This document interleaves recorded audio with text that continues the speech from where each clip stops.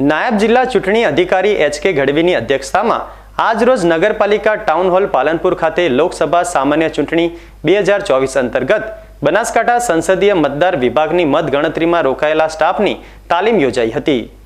લોકસભા સામાન્ય ચૂંટણી 2024 અંતર્ગત 2 સંસદીય મતદાર વિભાગ બનાસકાંઠામાં તારીખ 7 મેના રોજ મતદાન યોજાયું હતું.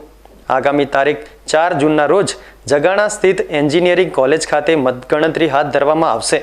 મતગણતરીને હવે ગણતરીના દિવસો બાકી રહ્યા છે, ત્યારે જિલ્લા ચૂંટણી અધિકારી વરુણકુમાર બરનવાલના માર્ગદર્શન હેઠળ જિલ્લા ચૂંટણી તંત્ર મતગણતરી માટે સજ્જ બન્યું છે. મતગણતરીમાં રોકાયેલા અધિકારીઓ અને કર્મચારીઓને મતગણતરી સંબંધિત જરૂરી જાણકારી, માર્ગદર્શન અને સૂચનાઓથી વાકેફ કરવાના ભાગરૂપે આજરોજ નગરપાલિકા ટાઉન હોલ પાલનપુર ખાતે નાયબ જિલ્લા ચૂંટણી અધિકારી એચ.કે. ગઢવીના માર્ગદર્શન હેઠળ મતગણતરી સુપરવાઇઝર, મતગણતરી આસિસ્ટન્ટ અને માઇક્રો ઓબ્ઝર્વરની તાલીમ યોજાઈ હતી.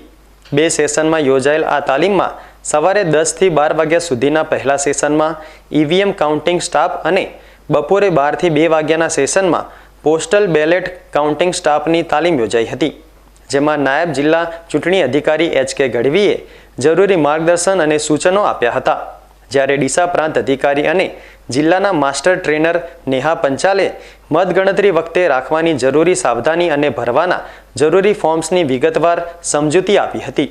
તાલીમમાં સાથે વિધાનસભા ક્ષેત્રના મદદનીશ ચૂંટણી અધિકારીઓ, પોસ્ટલ બેલેટના મદદનીશ ચૂંટણી અધિકારી સહિત 638 જેટલા મતગણતરી સુપરવાઇઝર, મતગણતરી આસિસ્ટન્ટ અને માઇક્રો ઓબ્ઝર્વરે ભાગ લીધો હતો.